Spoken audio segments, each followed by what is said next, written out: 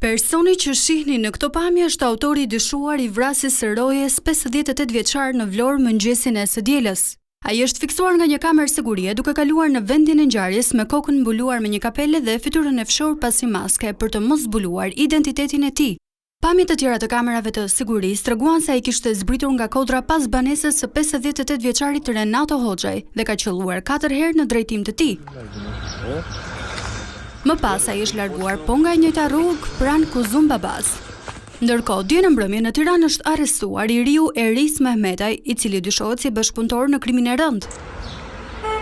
Hetuesit fillimisht identifikuan makinën me të cilën kishte lëvizur autori dyshuar dhe më pas rezultoi se këtë automjet Mehmetaj ja kishte dorëzuar autorit para krimit, ndërsa makinës i ishin ndëruar targat.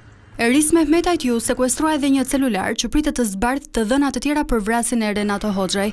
Gjithashtu rezulton se Mehmetaj merri me shitje pronash dhe njihet si Miki Roan Brahimit, i ekzekutuar një vit më parë në Greqi. Për sa i përket faktit se kush qëndron pas vrasjes së 58 vjeçarit Renato Hoxhaj, policia dyshon se ekzekutimi i tij është porositur nga një grup kriminal shqiptar me bazë në Dubai.